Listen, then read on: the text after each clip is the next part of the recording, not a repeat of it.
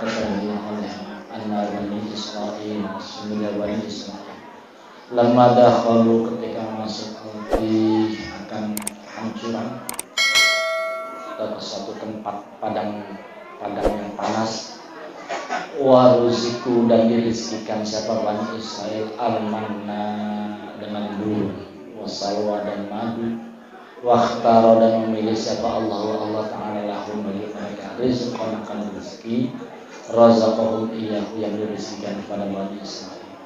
Ya beruzu yang keluar apa rezeki min ailil minnati dari anugerah Allah, min dari ta'abin tanpa capek, minhum dari Bani Israil, wala nasabi dan tanpa repot-repot tanpa susah.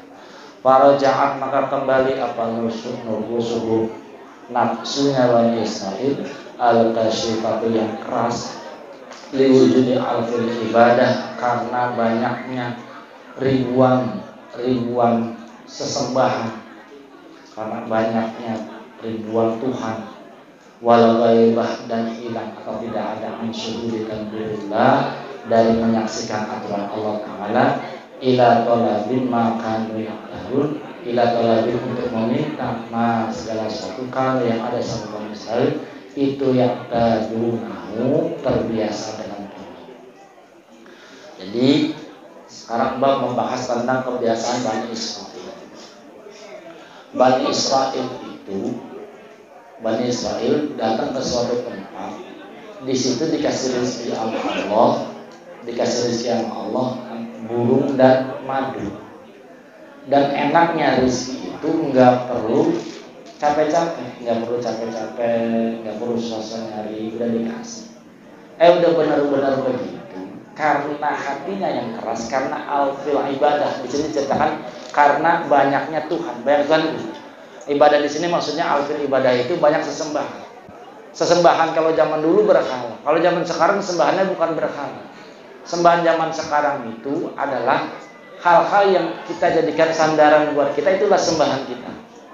Contoh misalkan orang kuat ketika bersandar kepada kekuatannya, maka kekuatan itulah adalah Tuhannya.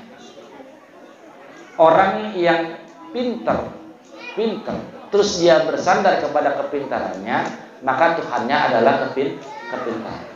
Lah Bani Israil itu begitu, karena pintar-pintar kuat-kuat. Jadi merasa dirinya pintar, merasa dirinya kuat, sehingga dia tuh susah untuk menerima yang dikasih oleh Allah, susah. Padahal di satu tempat itu dia ada dikasih burung dan madu. Faqalu kemudian mengatakan siapa Bani Israil kepada Nabi Musa, wad'u lana rabbaka yukhrij lana mimma tumbitul ardu min baqliha wa qithaiha wa fumiha wa adasiha wa basaliha. Qala tastabdiluna alladhi huwa adna billadhi huwa khair. Wad'u lana, pad'u ya Musa, pad'u lana, doain kepada kami Rabbaka akan Tuhanmu, yukhrij lana yang mengeluarkan kepada kami, mimma tumbitul ardu dari apa-apa yang ada di dalam bumi, min baqliha daripada kol-kolnya, sayur-mayurnya, wa qisaiha dan timun-timunnya, wa fumiha dan bawang putihnya, wa adasiha dan kacangnya, wa basaliha dan bawang merahnya. Qala berkata siapa Musa, atastabdiluna, apakah kalian kau pengen mengganti alladzi huwa adna dengan suatu yang rendah, yang hina, billadzi huwa khair dari suatu yang baik. Ini yang sering terjadi sekarang begini, Pak. Orang udah benar-benar kerja misalkan dia kerjanya jadi apa gitu. Datang, Pak Ustaz, doain Pak Ustaz biar saya dapat begini, biar kalau sekarang buat makan mah cukup, tapi pengennya buat beli motor, pengennya bisa kebeli mobil, pengennya bisa kawin lagi. Dia nggak nerima dengan yang ada. Ini yang sering terjadi kan begitu. Bani Israil tipikalnya begitu. Udah dikasih benar-benar sama Allah, dikasih makanan yang enak, dikasih burung dan madu, dia minta digantikan makanannya dengan sayur mayur. Kata Nabi Musa, emang kamu pengen mengganti dari sesuatu yang baik kepada sesuatu yang rendah? Jadi udah enak-enak dikasih burung, dikasih madu, pengen ditukar dengan sayur mayur. Ihbitu, kata Nabi Musa, ihbitu, pergilah kalian Misra. Ihbitu, pergilah kalian Misra, ke kota. Fa inna lakum, sungguhnya bagi kalian masa'altum, apa-apa yang kalian pinta. Wa duribat alaihimudillah, wa duribat, dan akan menimpa alaihim, kepada Bani Israel, apa adillatu, kehinaan, wal maskanatu, dan kesusahan. Wabau, dan mendapatkan siapa Bani Israel bighadabin, dengan marah, minallahi, dari Allah Ta'ala. Ya udah, kalau maunya begitu, pergi aja ke kota. Entar di sana ada yang kau harapkan. Ini yang sering terjadi di kita begitu, Pak. Kita udah bener-bener nih dengan kehidupan sekarang kita, pengen berubah karena nafsu kita. Ya kalau bisa pengen kayak orang-orang, Pak Ustadz, handphonenya yang kameranya 6. Itu handphone kamera semua. Ya pengennya kan gitu kan. Rumah kalau bisa yang ada tangganya, masa yang bertingkat. Pengennya gitu. Akhirnya kan Musa, ihbitu ila Misra, pergi aja ke kota, pergi ke kota. Nanti di sono akan mendapatkan apa yang engkau inginkan. Tapi ingat, wa duribat alaihimudillah, engkau akan mendapatkan kehinaan, wal maskana, dan kesusahan, wa ba'u bi ghadabin Allah, dan mendapatkan murka dari Allah Subhanahu wa taala.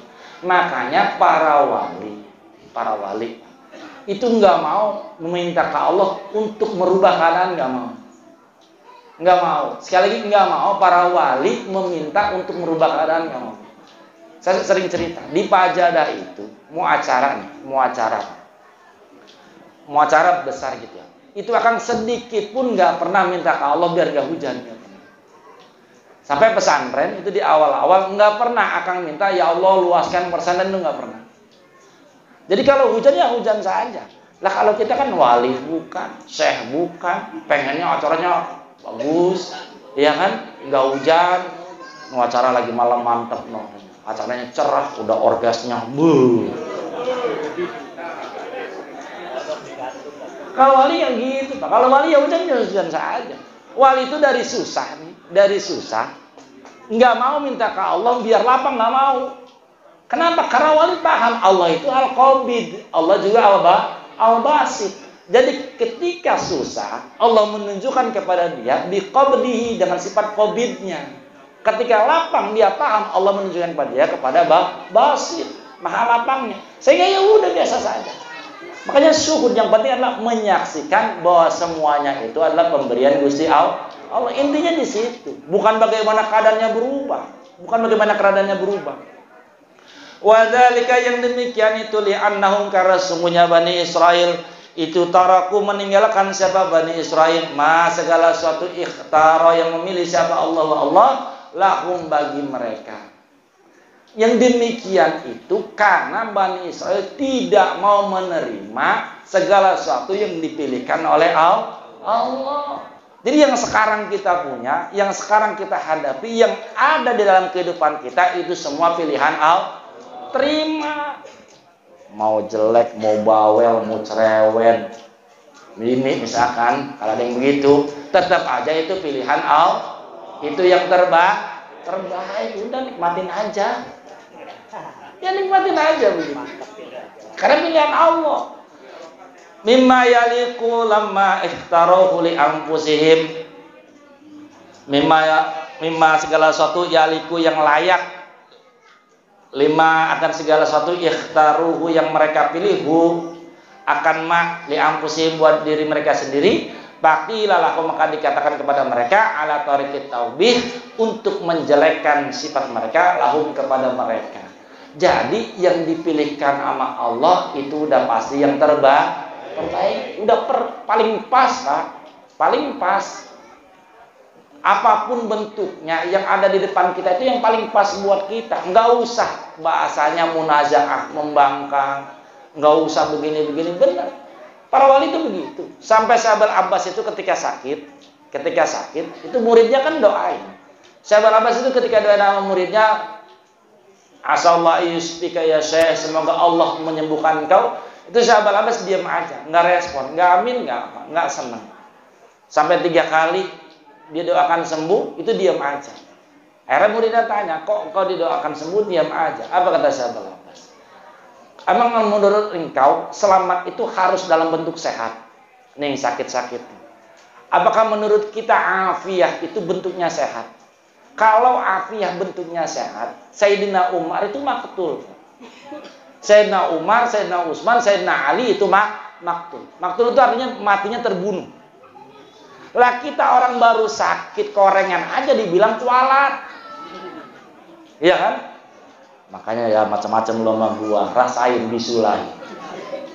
Padahal nggak begitu. Semuanya yang dipilihkan buat kita itu yang terbaik. Baik, walaupun secara nafsu kita pikir atau kita lihat itu kurang baik buat kita. Tetapi secara syuhud menyaksikan itu semua pemberian dari Allah. Kalau Allah maha sempurna, tidaklah pemberian Allah itu pasti sempurna. Apapun, pokoknya apapun.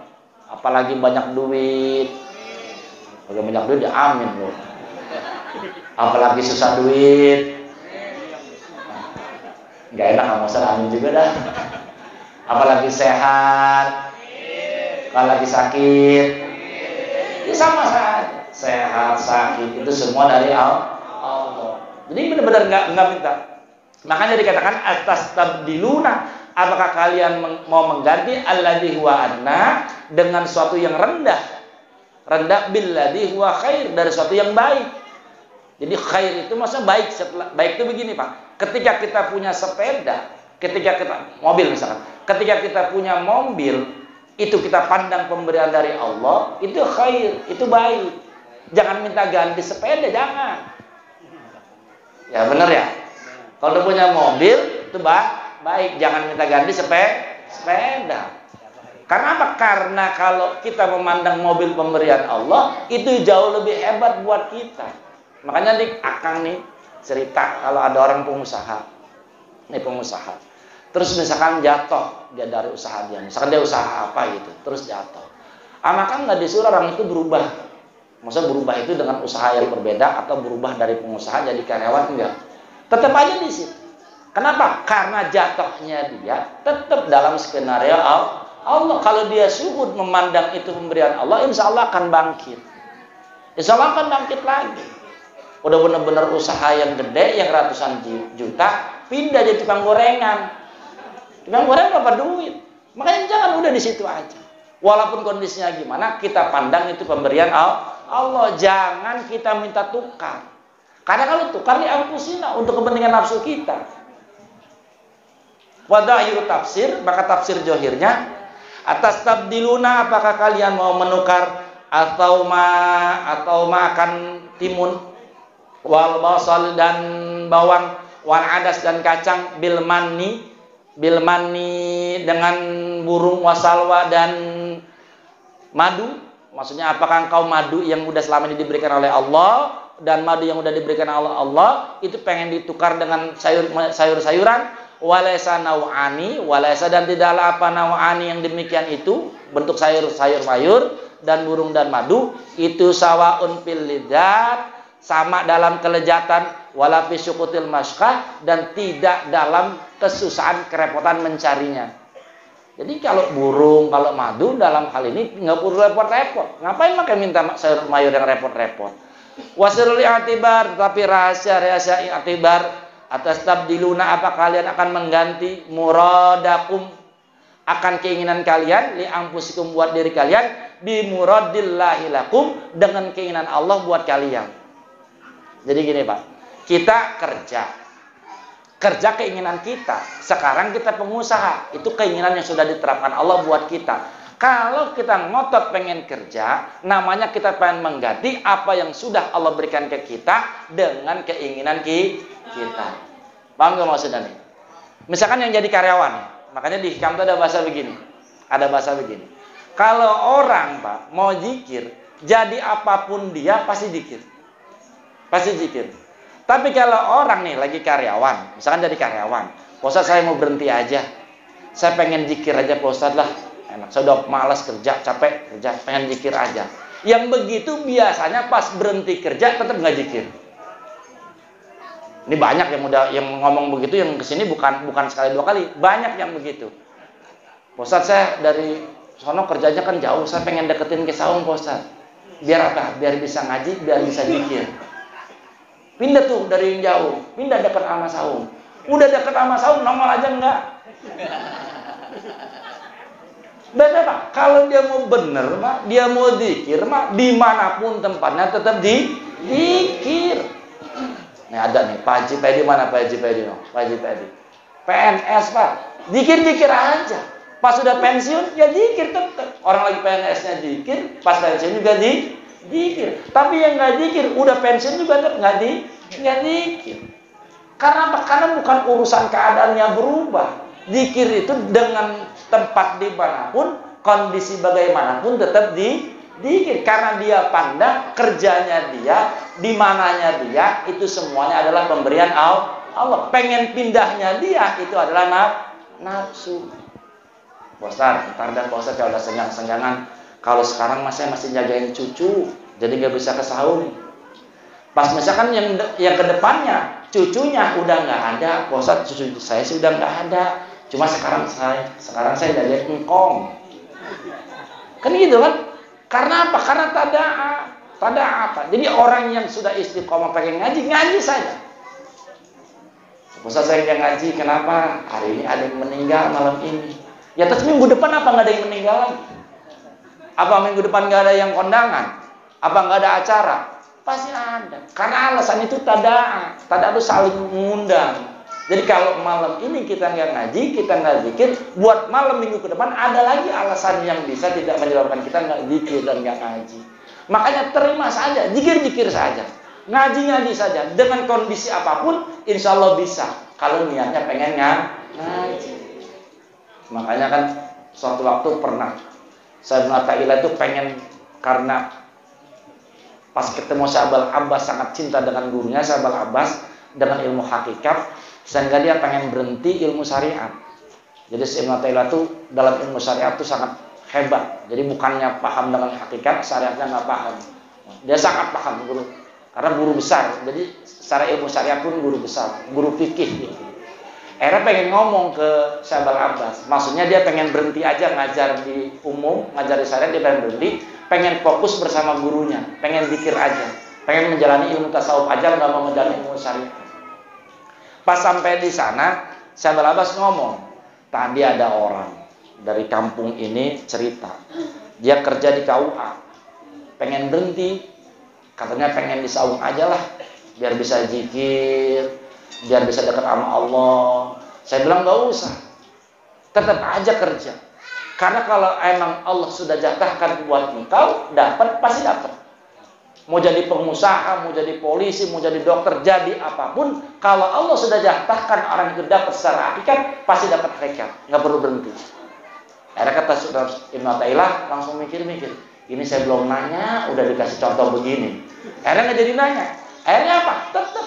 Dan Sayyidina Athaillah ngajar secara syariat, ngajar juga ilmu hakikat. Artinya apa? Jangan pernah keluar dari keinginan Allah, jangan pernah ganti apa yang sudah jadi diberikan oleh Allah dengan keinginan kita.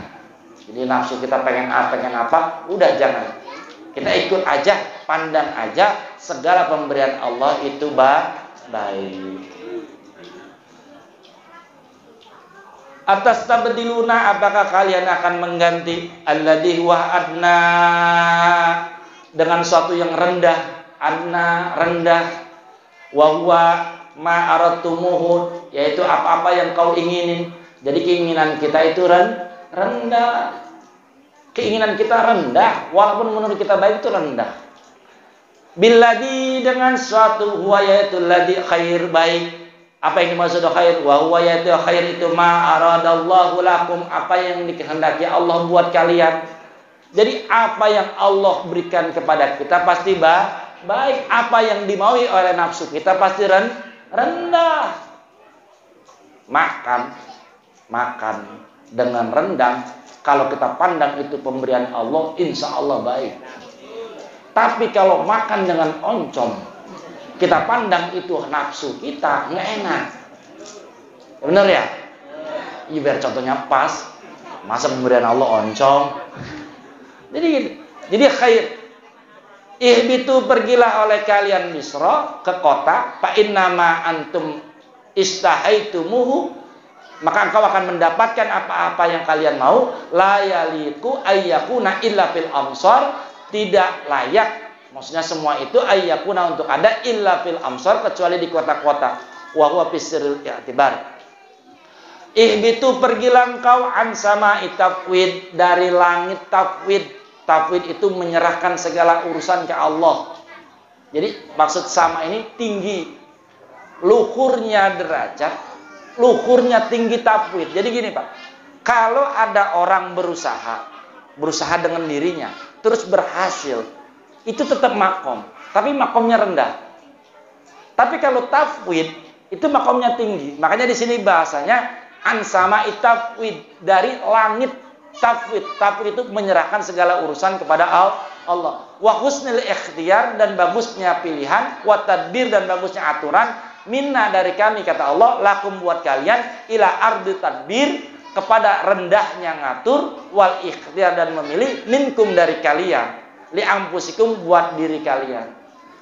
Jadi apapun yang kita pilih, kalau ngikutin nafsu kita itu rendah. Tapi apapun bentuknya, kalau kita pandang itu pemberian Allah pasti tinggi. Makanya tafwid itu tinggi. Wa fawwidul amra ilaika fa innaka tuhibbul mutafawwidin. Serahkan urusan ke Allah. Serahkan apapun, serahkan ke Allah. Mau sufa ini yang disifati keduanya. Masa keduanya itu tadbir dan ikhtiar. Bidillati dengan hina wal maskanati dan nista dan jelek. Liikhtiyarikum karena memilihnya kalian, wa tadbirikum dan ngaturnya kalian, ma'allahi bersama Allah, li ampusikum buat diri kalian, ma'atadbirillah bersama aturan Allah. Jadi tadbir itu bahaya, maksud itu. Walau anna hadil ummah, andai umat ini, maksud umat Rasulullah. Kalau tadi kan ngomongin Bani Israel.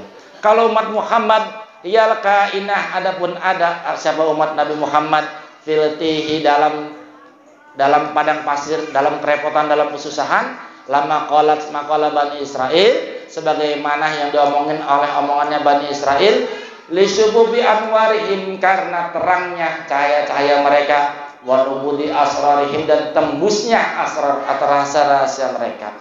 Jadi kalau umat Nabi Muhammad, kita ini disanjung, Pak. Jadi Rasulullah Ta'ala itu salah satu wali yang sangat husnuzon. Ketika Bani Israel begini, dia pasti membanggakan umat Nabi Muhammad. Kalau Bani Israel begini nanya, suruh Nabi Musa begini nanya gini. Kalau beliau ketika menyanjung umat Nabi Muhammad enggak begitu. Kalau umat Nabi Muhammad disanjung. Makanya kata Rasulullah, kalau umat Nabi Muhammad enggak begitu.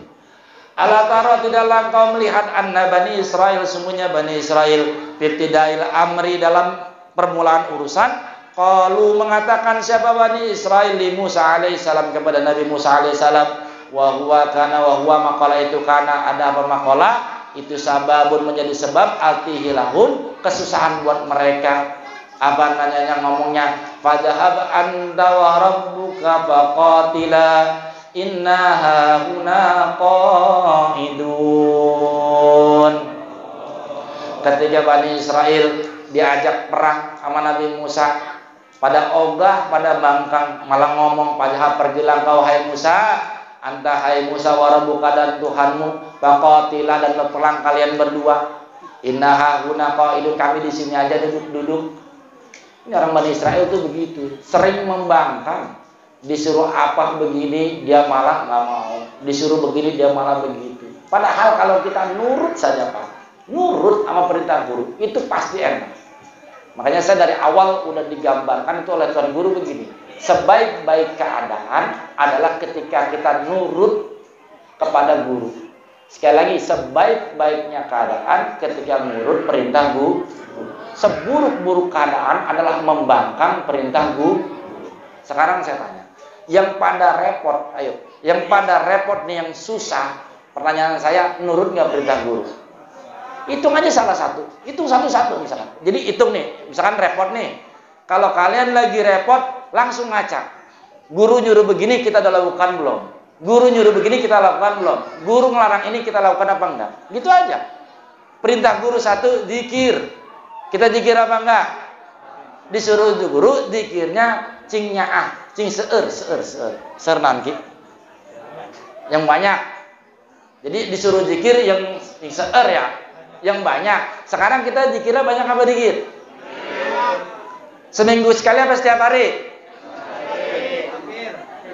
Kayak angsuran seminggu sekali.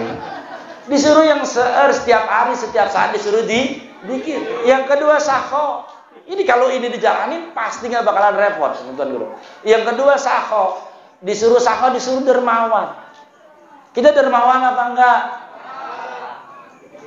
Kita demenan ngasih makan apa demenan makan? Yang ketiga, disuruh yakin, mantep ke Allah. Yakin, jadi gini maksud saya. Ketika kita susah, yakin pasti ditolong Allah. Mantep pasti ditolong Allah. Udah gitu. Disuruh mantep. Dan yang keempat, hindari atau jauhi maksiat. Baik yang maksiat zahir maupun yang maksiat batin. Kita ukur tuh. Oh iya Pak Ustadz, ternyata saya enggak semua. Ya wajar, susah. Iya, lihat aja gitu. Wah, yang susah udah itu. Zikir yang banyak, sedekah yang benar, terus mantap kepada Allah dan jauhi maksiat. Ketika itu dijalani pasti nggak bakal repot. Ini guru yang jamin, Pak. Ini sering, ini malam Jumat, udah berapa malam Jumat dipesanin begitu terus. Sampai kemarin juga pas haul ini gitu kan. Ya udah lihat aja, kalau kita repot obatnya ya itu 4. Kalau zikirnya belum benar ya zikir yang benar. Kalau belum pernah sahur ya sahur. Kalau belum mantap sama Allah. Kalau masih banyak maksiat ya berhenti dari maksiat. Terus sambil taubat. Udah begini. Udah Pak Ustadz saya taubat. Kapan taubatnya? Baru kemarin Pak Ustadz saya taubat. Ya misalnya ya udah taubat kalau banyak maksiat. Jadi selama ini misalkan bohongin orang tua terus ya udah jangan pernah bohongin orang tua untuk berikutnya. Dan taubat dari kemaksiatannya. Jadi, kalau kita benar-benar jalan perintah guru, insya Allah segala kerepotan pasti hilang. Contoh nih, sekarang kita ini lagi dah masalah zikir lah. Saya cek nih zikir. Sekarang zikir yang semuanya udah dijasahkan kan. Sekarang dijasahkannya begini kan, baca ilah haratin Nabi itu dibaca berapa kali Al-Fatihahnya? 8 kali dibaca. Terus baca ya wakil berapa kali paling minim? 1000. Terus baca doa Nabi Khidir berapa kali? 30. Pertanyaan saya, itu semua udah dijalanin belum? Lah gimana? Ya kalau itunya belum dijalanin terus ngomongin Pak Ustadz puyeng doang, ya kira kagak. Jalanin, Pak. Kalau emang belum hafal dan Nabi Khidir, ya hafalin bareng-bareng. Hafalin sedikit demi sedikit. Kalau orang mau ngapalin walaupun setahun, jadi gini, Pak. Ketika orang belum hafal, terus dia berproses ngapalin, andai 2 tahun, selama proses dia ngapalin itu udah terhitung hafal. Tapi kalau dia membiarkan dia nggak hafal, tanpa pernah berusaha untuk ngapal, dia tetap nggak hafal. Jadi gitu. Jadi doa Nabi Khidir dibaca, itu saya mana sampai benar-benar dipastikan gitu. Mungkin Tuan Guru tahu gitu, banyak yang repot di Tangerang, saya dicek sama di Surakarta itu bahasanya sampai Ustadz doa Nabi Khidirnya apa di screening satu-satu. Udah dibaca belum? Kalau bisa bacanya paginya harus baca, sorenya juga harus baca. Ini di jalbiati rizki, buat narik rizki. Itu yang ngomong Imam Ghazali di Ihya.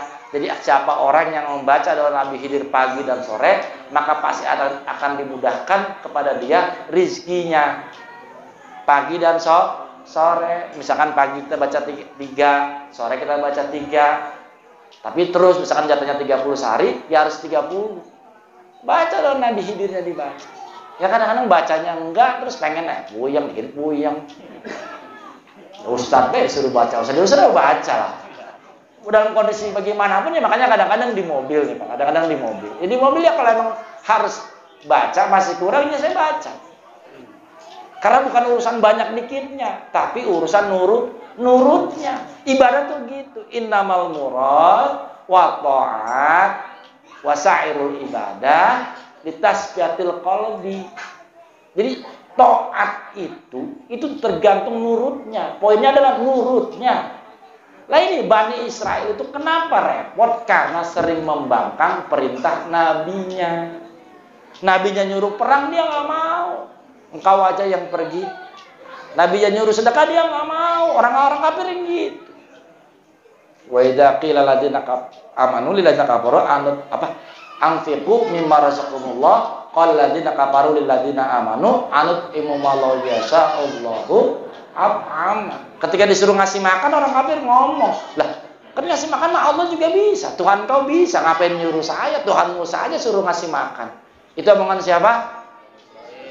Orang kafir. Omongan orang kafir ketika disuruh ngasih makan, anfiqu mimma razaqakumullah, disuruh ngasih makan, dia ngomong yang gitu. Kan Tuhanmu Allah itu kan pemberi makan, suruh Tuhanmu aja yang ngasih makan. Ngapain saya? Makanya kalau kata Tuhan guru suruh ngasih makan, ya itu kamu udah kasih makan aja. Insya Allah kalau nurut keadaannya jadi baik. Wa qalu, dan mengatakan siapa Bani Israel, fi akhirihi, di akhirnya. Jadi yang pertamanya itu dia disuruh perang, dia nggak mau, fitil amri. Pas di akhirnya dia ngomong pada ulana rabbaka, disuruh minta doain, disuruh zikir mah nggak mau, pas lagi susah minta doain. Ini sering terjadi begitu. Guru nyuruh zikir nggak dijalanin, juru ngeri sedekah nggak dijalanin, giran repot. Doain saya mudah-mudahan begini, doain saya mudah-mudahan begini. Ini kayak siapa nih? Kayak saya, kayak Bani Israel. Bani Israel gitu. Jadi ketika disuruh perang dia nggak mau, giran lagi susah dia ngomong pada ulana rabbaka, mintain doa sama Tuhanmu, minta doa. Fa'abau, maka membangkang siapa Bani Israel fil awwali, yang pertama di ayat tadi disuruh perang nggak mau, an imtitsali awamirillah, an imtitsali amrillah, untuk menjalankan perintah Allah. Wa fil akhir, dan pada akhirnya, di akhirnya ikhtaru, mereka memilih li anfusihim, buat diri mereka sendiri, ghayra ma ikhtarallahu bihim, untuk merubah kepada yang Allah pilihkan buat dia. Ini yang sering terjadi begitu. Makanya saya sering katakan, zikir itu bukan untuk merubah keadaan. Zikir itu untuk membersihkan hati. Ketika hati kita bersih, kita mampu memandang semuanya ini adalah pemberian Allah. Ketika kita pandang ini semua pemberian Allah, insya Allah, sekali lagi insya Allah, nggak ada yang susah. Makanya kata Tuhan Guru, satu saja rahmat dibukakan kepada kita, kita mampu memandang rahmat Allah, kita nangis saking bahagianya memandang rahmat Allah. Kalau kita kan enggak. Kalau kita kan memandang sesuatu giliran gampang, kita bilang itu hasil dari perbuatan kita. Ya giran gampang, boy, karena saya kan begini. Ya giran dapat duit banyak, kita sandarkan kepada kita. Giran susah, baru dia ngomong, ya Allah, kok begini, ya Allah, kok begini. Itu makanya jangan begitu. Makanya ya senang ya kita zikir, susah juga kita zikir. Insya Allah ketika susah, kalau kita tetap masih zikir, insya Allah kesusahan itu akan diganti dengan kemudahan. Al-Fatihah. Bismillahirrahmanirrahim. Alhamdulillahirabbil alamin arrahmanir rahim maliki yaumiddin. Iyyaka na'budu wa iyyaka nasta'in ihdinas siratal mustaqim siratal ladzina an'amta 'alaihim ghairil maghdubi 'alaihim waladdallin. Alhamdulillahirabbil alamin.